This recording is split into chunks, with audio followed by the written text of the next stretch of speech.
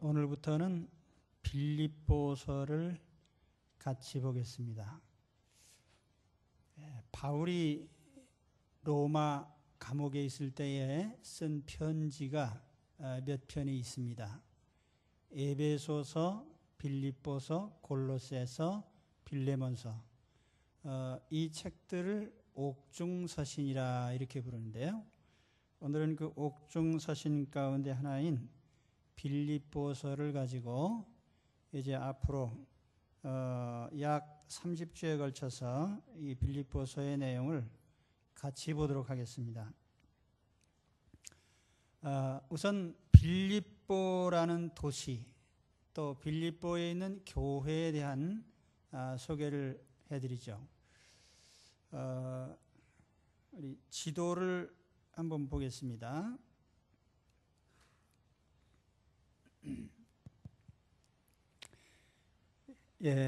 지금 이 강단에 불을 좀 잠깐 꺼주실까요? 지금 여기가 이제 이스라엘 땅이고요. 여기가 지금 터키, 여기가 그리스, 여기 이탈리아 이렇게 있는데 빌립보는 바로 이 지역에 있습니다. 빌립보. 위치적으로 보면은 이것이 어떤 곳이냐면은 지금 조금 줄여도 됩니다. 이 터키하고 그리스 사이에 있는 이 바다를 에게해라고 합니다.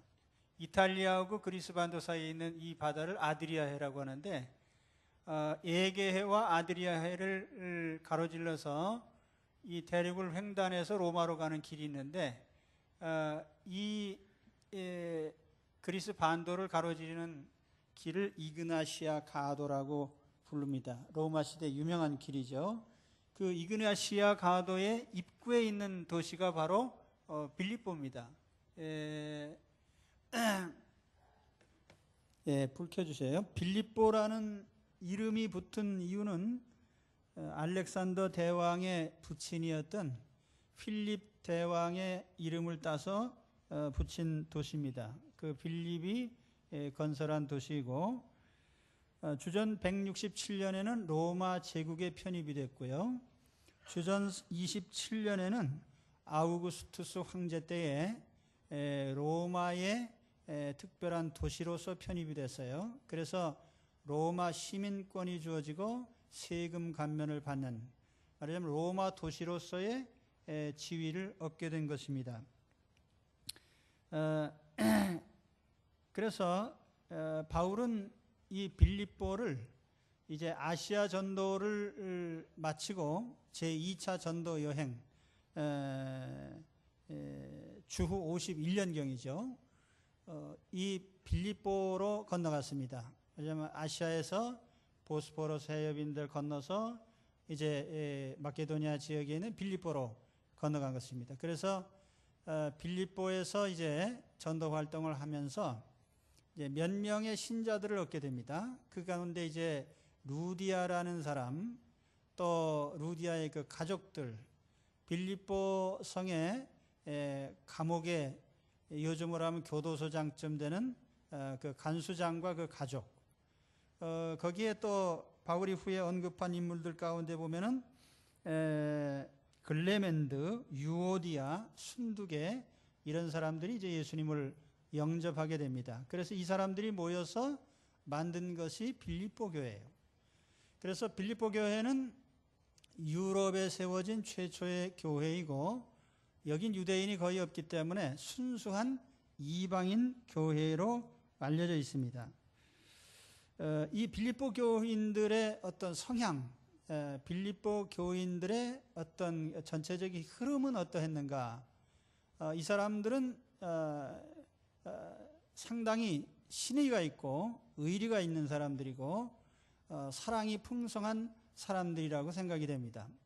왜냐하면 바울이 주 51년 처음 방문하고 바울과 인연을 맺은 후에 시종일관 바울을 돕는 그런 후원자 역할을 했어요.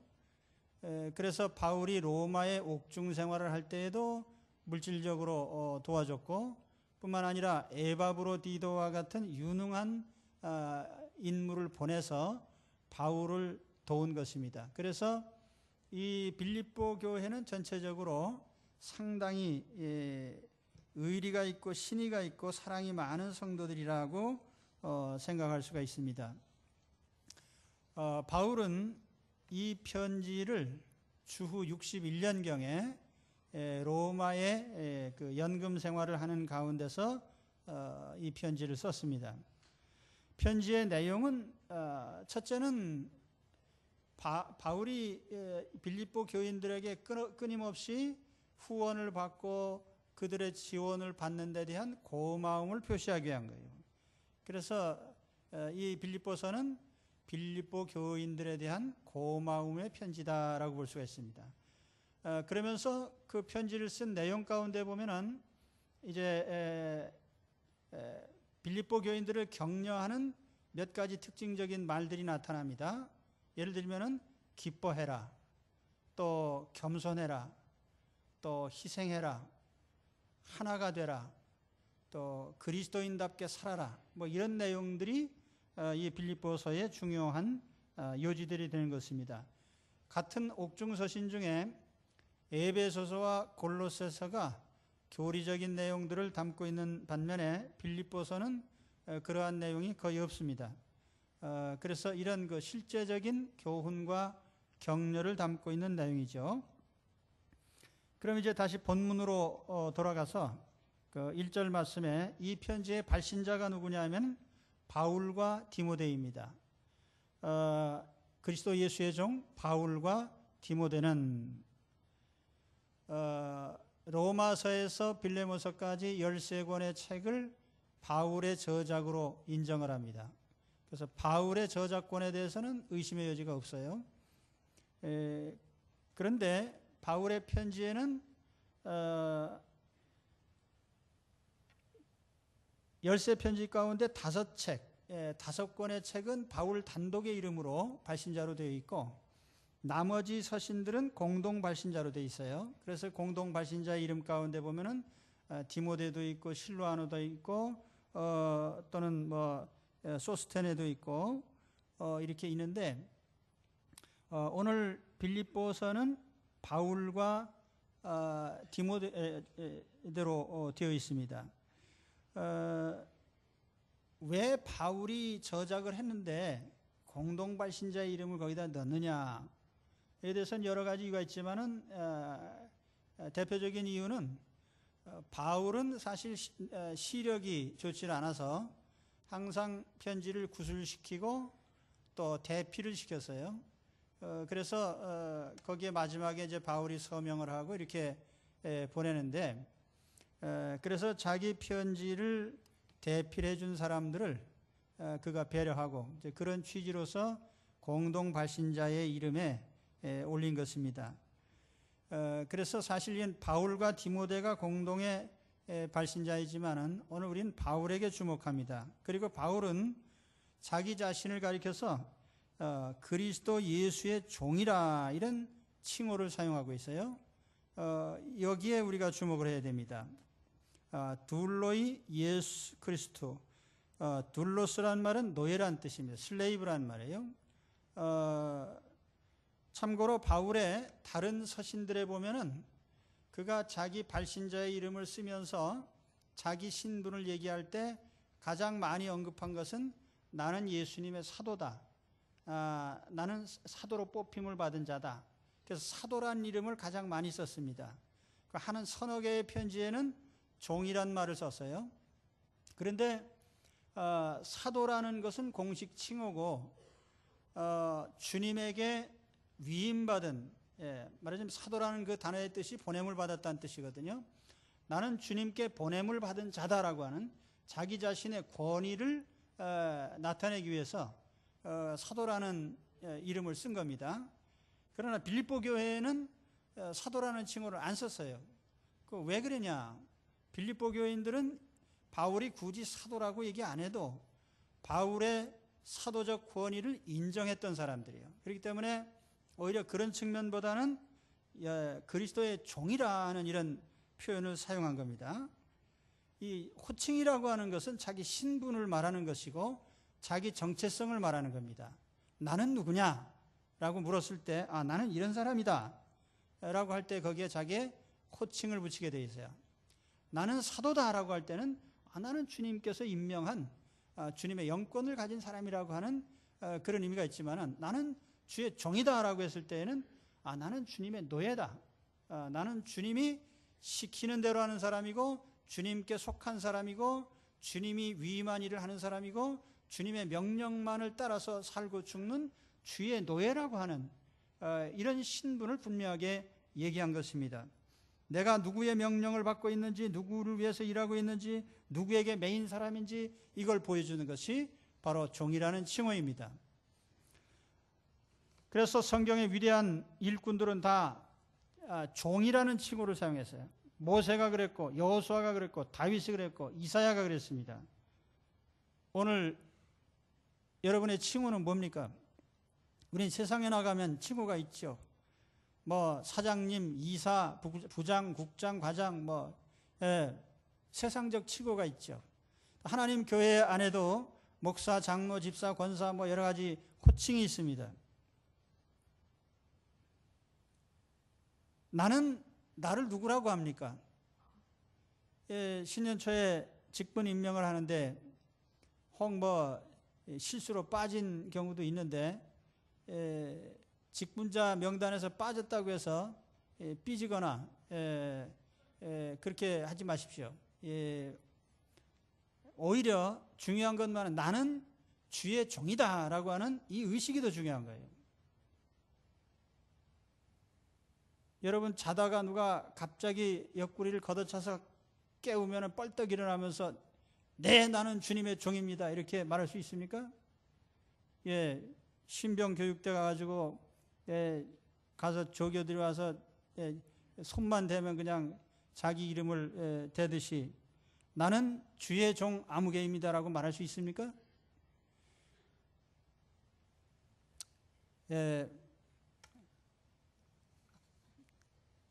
너무 심각하게 표정을 짓지 마시고요. 나는 주의 종이라고 말할 수 있습니까? 그래야 됩니다.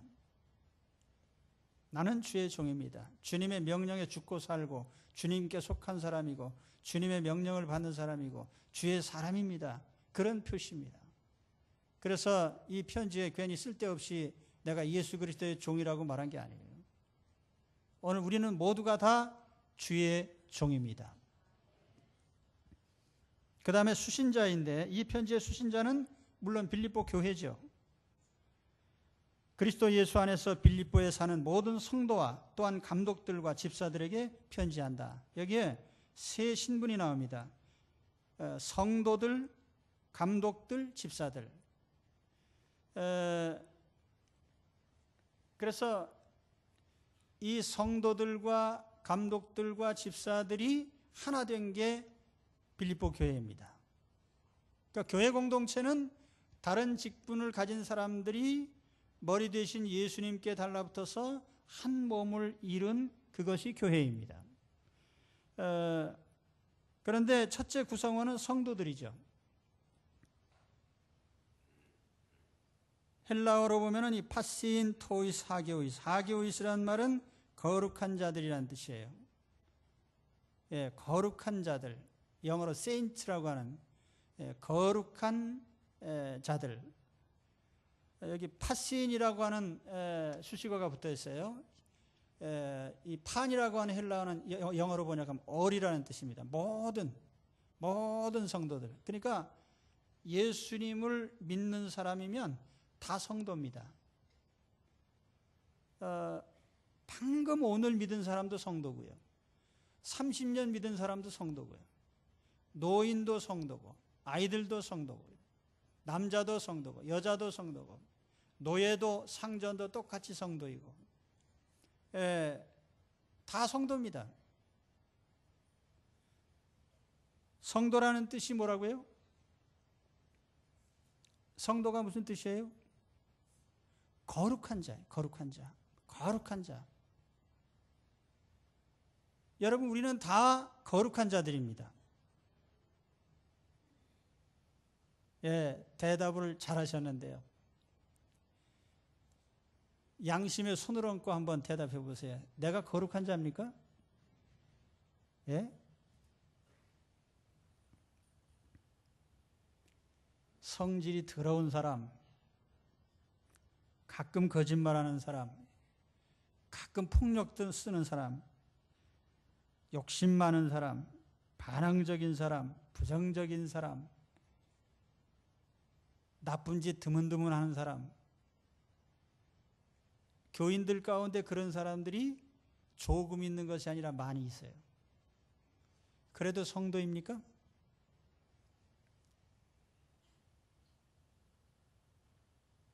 현실적으로 따져보면 지금 내 옆에 앉아 있는 사람들이에요.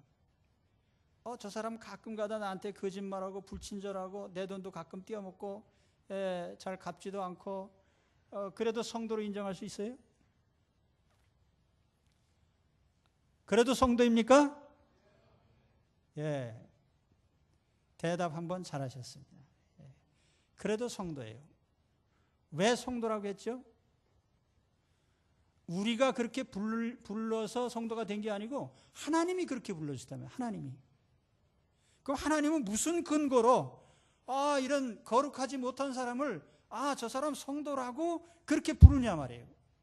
그 이유가 바로 오늘 단어에 보면은 in Christos, in Christ, 예수 그리스도 안에 있기 때문에, 예수님을 믿기 때문에, 그 인격 속에 예수님을 영접했기 때문에, 예수님의 속죄를 믿고 의지했기 때문에, 나는 죄인이지만 예수님이 내 죄를 대신하셔서 십자가에서 피 흘리신 것을 내가 믿고 의지하기 때문에 우리를 거룩하게 봐주시는 겁니다. 다른 이유는 하나도 없어요. 여러분, 우리가 아무리 세상에서 자선사업 많이 하고 좋은 일 많이 하고 착한 일 많이 하고 남들이 볼 때 좋은 사람이라고 할지라도 하나님이 보실 때는 죄 많은 인간에 불과한 겁니다. 그렇기 때문에 우리가 내 업적이나 나의 의를 가지고 하나님 앞에 인정받으려고 하면 하나님 앞에 인정 못 받아요. 단지 나는 내가 솔직히 하나님 앞에 죄인인 것을 인정하고 그래서 내가 예수님을 믿는다고 고백할 때에 하나님은 무조건 우리를 의인으로서 받아주시는 겁니다. 그래서 우리가 성도라고 부를 수 있는 거예요. 우리는 누가 뭐래도 성도죠. 왜냐하면 우리는 그리스도 안에 있기 때문에요.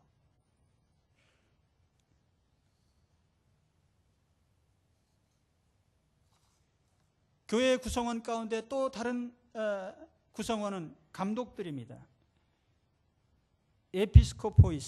에피스코포스란 말은 이제 흔히 영문 성경에는 비숍이라고 이렇게 번역하기도 하는데, 또 어떤 성경에는 이 단어의 의미대로 해서 overseers, 감독자, 그를 이렇게 관할하는 자, 다스리는 자, 그런 의미예요. 감독. NLT 성경에 보면 엘더스라고 번역했어요. 장로들이라고 했는데, 신약 성경에 보면은 목회자를 지칭하는 여러 칭호들이 있는데 그 중에 감독이라는 말도 있고 장로라는 말도 있고 목자라는 말도 있고 여러 표현으로 사용합니다. 베드로 사도는 목자라고 이렇게 표현했고, 요한복음 21장에 보면은 주님께서 베드로 사도에게 내 양을 치라고 했기 때문에 목양, 양을 치는 그런 사람으로 목자라는 말을 사용을 했습니다. 목회자를 지칭하는 말이에요. 하나님의 교회에 이 목회자가 대단히 중요한 직책입니다. 그런데 목회자하고 또 평신도의 직분도 있지만은 분명히 구별이 됩니다. 현대교회, 특히 우리 개신교회에서 제일 문제가 되는 것이 뭐냐면 목회자와 평신도의 구별이 모호한 겁니다. 그래서 이것이 교회 무질서로 이어지고 있어요. 바람직하지 않은 것입니다. 그러나 중요한 것은 목회자는 누구냐? 주님이 직접 부른 소명자들입니다. 그래서 목회자가 되는 사람은 무조건 서울대학 나왔다고 목회자로 뽑지 않습니다. 하나님께서 부른 사람이 목회자가 되는 거예요. 그 교회 안에 다른 직분자들은 교인들이 투표로서 뽑습니다. 선출직이죠. 그래서 목회자는 주님이 부르신 소명에 의한 직분자예요. 그러나 이 직분은 우리가 일반적인 평신도 직분과는 분명하게 구분이 됩니다. 그래서 이러한 것이 물론 초대교회에서 보면은 사도들로부터 사도들에 의해서 임명된 자들로 이렇게 이어졌어요. 로만 캐톨릭이 이것을 특별한 그 성직자 그룹으로 구분합니다만은 그런 정도는 아닐지라도 분명히 하나님께서 세운 목회자가 있습니다. 그래서 목회자로서 잘 구별해서 인정하는 것이 우리 교회의 중요한 요소입니다. 그리고 세 번째는 집사들이에요. 여기 집사들이라고 한 디아코니아라는 표현인데, 디아코노스 혹은 디아코니아, 디콘이라 이제 영어로는 그렇게 번역을 합니다. 원래 디아코니아라는 이 말의 뜻은 이렇게 식사를 할 때 식탁에서 서비스하는 사람 있잖아요. 수종 드는 사람을 집사라고 합니다. 그러니까 우리 집사님들, 올해 임명받은 집사님들이요, 이 집사가 뭐 하는 거지? 잘 모르시면 우선 식탁에서 봉사하시기 바랍니다. 왜냐하면 집사라는 본래 뜻이 그예요. 봉사자인데 식탁에서 봉사하는 봉사자예요. 이 집사라는 공식 직책이 나타난 것은 사도행전 6장인데 오늘날에 있는 우리 평신도의 장로나 또 권사나 집사나 동일한 맥락의 직분입니다. 목회를 돕는 직책이죠. 그래서 초대교회에서 집사직은 그 사도들이 맡았던 재정적인 일, 이것을 분담해 줬어요. 왜냐하면 사도들이 말씀 전하는 것과 기도하는 일에 전념하기 위해서 그렇게 했습니다. 저도 이제 금년부터 저는 말씀 전하고 기도하는 일 외에는 제가 일체 관여 안 하려고 합니다. 그래서 그러나 그렇다고 해서 목회자가 목회를 하는 것이지 평신도 직분자가 목회를 하는 건 아니에요. 목회를 돕는 직책이에요. 이걸 우리는 분명히 알고 있어야 됩니다.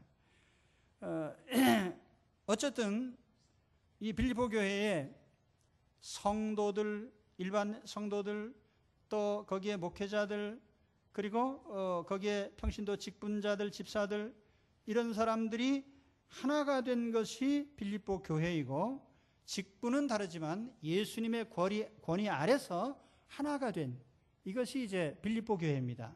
저는 오늘 우리 정륜교회가 주님의 권위 아래서 여러 직분이 하나로 뭉쳐지는 그런 공동체가 되기를 간절히 기원합니다.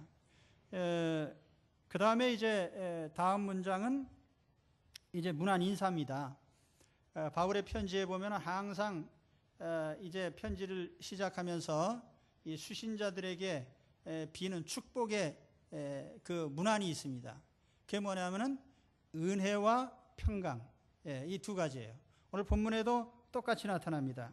하나님 우리 아버지와 주 예수 그리스도로부터 은혜와 평강이 너희에게 있을지어다. 아멘 하시면 내 것이 될 줄 믿습니다. 은혜와 평강이 너희에게 있을지어다. 첫째는 은혜죠. 자, 은혜라는 말은 헬라 사람들의 통상 인사법이에요. 요즘에도 그 유럽의 나라들 가운데 뭐 그라체라든지 그라샤스라든지 뭐 이런 용어들이 있는데 그 영어의 그레이스라고 하는 은혜라는 말의 같은 뿌리입니다. 은혜. 그럼 그리스 사람들은 이 은혜 혹은 은총이라는 말을 왜 인사법으로 썼느냐? 그 신의 가호를 받지 않으면 생존할 수 없다, 이런 사고방식을 가지고 있어요. 근데 우리가 하나님 믿는 신앙 안에 들어와서, 참신앙 안에 들어와서 봐도 같은 의미입니다. 우리는 하나님의 은총이 없으면 하루도 생존할 수가 없습니다. 하나님의 은총 속에 은혜 가운데 존재의 기반을 가지고 있는 것이 인간입니다. 사도행전 17장 28절에 보면은 우리가 그를 힘입어 살며 기동하며 존재하느니라.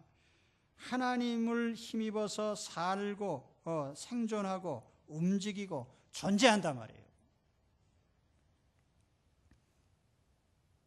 하나님은 하나님을 인정하지 않는 악한 사람들에게도 햇빛과 비를 내리십니다. 그래서 모든 신자뿐 아니라 불신자도 삶의 기반은 하나님께 있습니다. 인정하든 안 하든.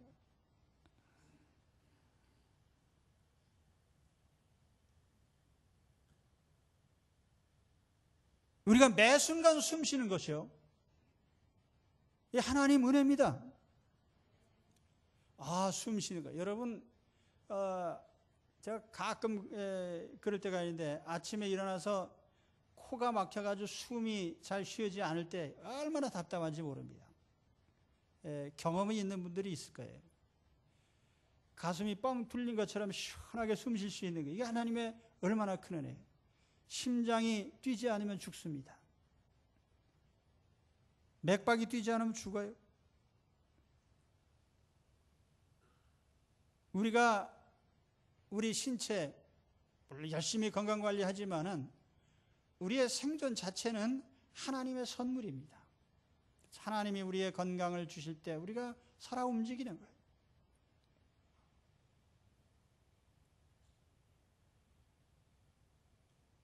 우리가 밟고 다니는 땅이 하나님 은혜죠. 가끔 달 표면이나 화성의 표면이나 그런 인공위성들이 가서 찍은 사진들 보는데, 우리가 그런 데 있다면 생존할 수 있었겠어요? 하나님이 이 땅을 주시고, 우리가 현재까지 인류가 발견한 것 가운데 유일하게 생명으로 뒤덮인 이 행성이 지구입니다. 하나님께서 주신 생명의 풍성한 땅, 생명체가 자라나는 땅, 양식이 생산되는 곳, 65억의 인구가 먹고 살 만큼 풍성한 생명과 양식이 생산되는 곳, 이게 거저입니까? 하나님은 적절한 비와 눈을 내리시고 그래서 우리로 하여금 생존케 하십니다. 그러나 그보다 더 가장 큰 은혜는 죄로 말미암아 지옥 갈 수밖에 없는 우리를, 우리 죄를 대신해서 하나님의 아들이신 예수님께서 십자가에서 대신 죽으심으로 우리에게 생명을 주시고 영생을 주실 것입니다. 그래서 우리는 육신적으로나 영적으로나 우리의 생존에 대한 모든 것을 하나님의 은혜에 기대고 있습니다.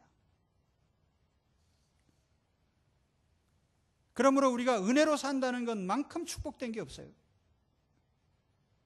은혜의 반대편에 법이 있습니다. 우리가 법대로 산다 그러면 어떻게 되겠어요? 만일 누가, 요즘에 그 감시망이 많잖아요. 자동 카메라, 감시 카메라 곳곳에 설치되어 있는데, 우리의 하루의 삶을 다 그 감시 카메라로 찍으면서 대한민국 법을 하나라도 어긴 것이 있는가 감시해가지고 어긴 것이 있는 것마다 여지없이 법대로 처벌하면 우리가 어떻게 되겠냐. 하나님은 더 무서우신 분인데, 하나님은 감시 카메라가 없으셔도 인간들의 마음의 생각까지 감찰하시는 분인데, 하나님이 우리의 생각과 말과 행실과 모든 삶의 과정들을 하나님이 하나님의 눈으로 보고 계시면서 하나님의 계명대로, 하나님의 법이 10계명, 살인하지 말라, 간음하지 말라, 도적질하지 말라, 탐내지 말아라, 부모를 공경해라, 모든 이 하나님의 계명을 위반하고 있는지 쫙 보시면서 위반할 때마다 하나님이 벌을 주시면 여기 말짱할 사람이 누가 있겠어요? 그런데 하나님께서 우리를 법대로 대접하지 않으시고 은혜로 대접하시니 얼마나 감사한 일입니다. 여러분 은혜로 사세요. 법대로 살지 말고요. 그래서 바울도 그런 얘기를 했어요. 우리가 긍휼 없는 이런 율법주의로 살면 하나님께서도 우리를 긍휼 없는 법으로 우리를 다스리실 거라고요. 은혜로 사시기 바랍니다. 은혜로. 그래서 너희에게 은혜가 있어라. 이게 단순한 그냥 수사적인 말이 아니고요. 은혜로 살아야 되는 것이 우리들입니다. 그래서 둘째는 평강이죠. 너희에게 평강이 있으라. 은혜라는 말은 헬라 사람의 인사법인데 평강이라는 말은 유대인의 인사법이에요. 샬롬이라고 하는 평안. 근데 우리나라 인사에도 안녕하십니까 라는 말이 있는데 안녕이라는 그 단어를 보면은 편안할 안자에 편안할 강자예요. 영자예요. 그래서 평안하냐 그 말인데 평안은 모든 사람들의 소원이에요.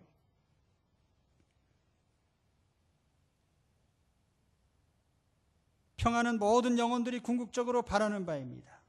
그래서 나는 단 하루를 살아도 편안히 살고 싶습니다.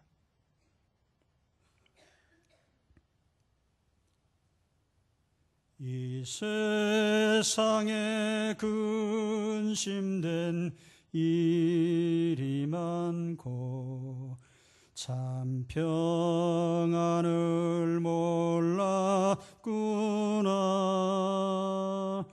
내 주 예수 날 오라 부르시니 곧 평안히 쉬리로다. 주 예수의 구원의 은혜로다. 참 기쁘고 즐겁구나. 그 은혜를 영원히 누리겠네. 곧 평안히 쉬리로다.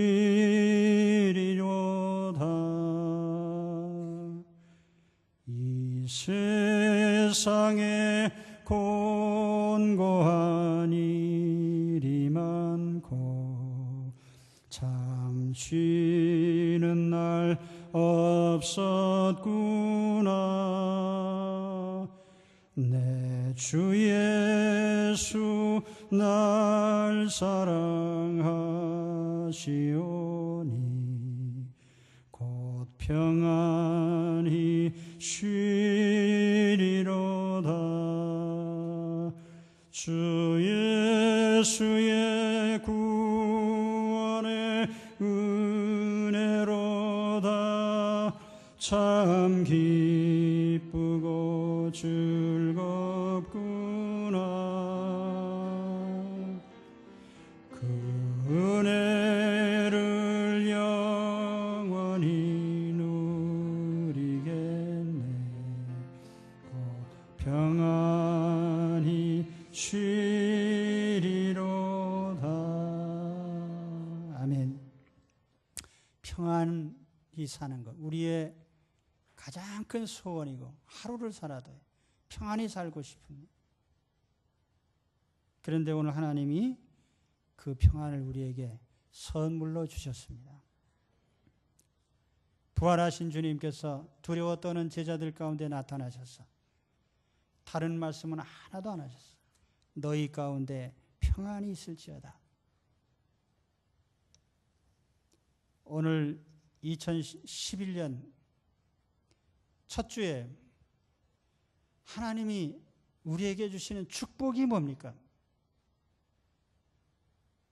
은혜와 평강입니다.